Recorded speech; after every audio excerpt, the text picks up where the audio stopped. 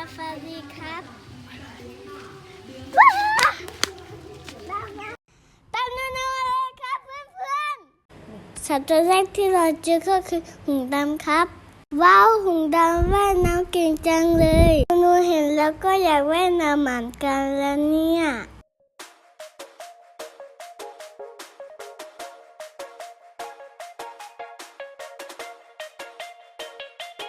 ตอนนี้ชื่อเลมือครับเพื่อนๆเคยเห็นไหมครับหนูเคยเห็นในการ์ตูนแต่พ่อ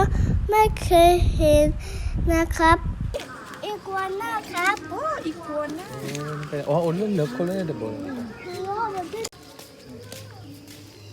น่ากำลังเกิดใหม่รอบหนัง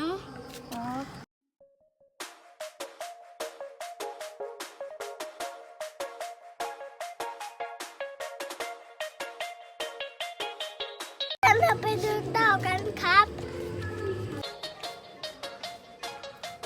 ครับถึงต่อแล้วครับไหนนี่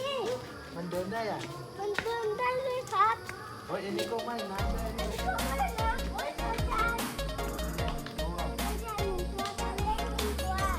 เพื่อนๆต่อกันอย่างนั้นนี่โอ้ยมันข้ออีเบอันเดนเลยตัวจะโทษแล้วเนี่ย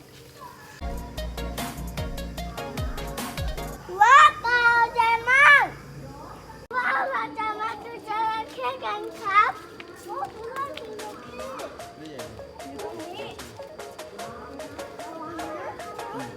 จระเข้ตัวใหญ่น่ากลัวจังเลยหนูจะเล่นเนี่ยมองไม่เห็นแล้วพ่อก็อุ้มขึ้นใหญ่มากว้าวจระเข้ใหญ่มากเยอะมากเลยครับเพื่อนๆหนูอยากให้พี่มาดูจังเลยอะเพราะว่าที่บนดอยหนูไม่เคยเห็นจระเข้แบบนี้เลยครับว้าวเยอะมากจริงๆต่อไปก็คือฟลามิงโก้ครับ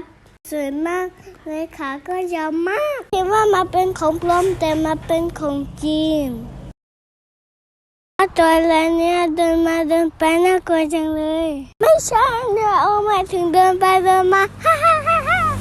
เพื่อนเดี๋ยวเนี่ยเฉลยให้ดีกว่ามันคือหมีครับเพื่อนวันนี้เนี่ยไปเที่ยวกับนากับคุณพ่อครับเหนื่อยอะไรมากร้อนมากแต่ว่าเนี่ยก็มีความสุขนะเห็นไหมเนี่ยก็กระโดดด้วยอันนี้มันเหมือนแท็กเกอร์ด้วยเหมือนแมวด้วยอ่ะมาเรามาดูใกล้ๆกันเถอะ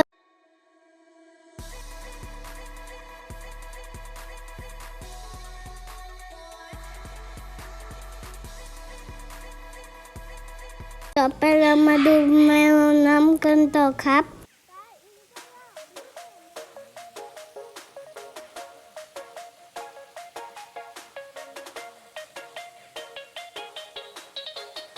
อันนี้มีของนะครับเพื่อนๆ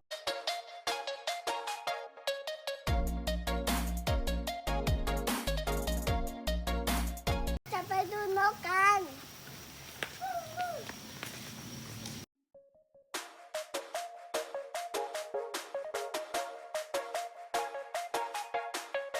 ว้าวเนี่ยเห็นจิงโจ้เนี่ยก็เลยกระโดดตามจิงโจ้บ้างครับ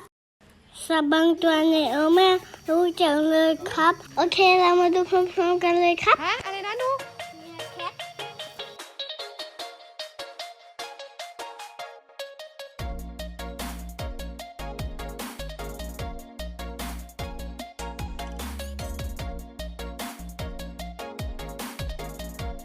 ไม่ไหวแล้ว ไม่ไหวแล้วหรอ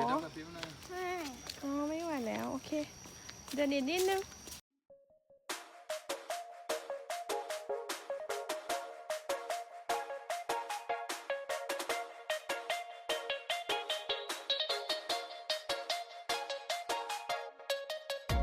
เหนื่อยมากเลยไม่เป็นไรเดี๋ยวไปดูเสือกันต่อ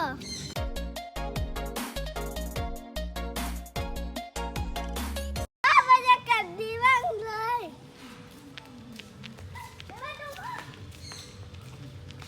มังกี้โพส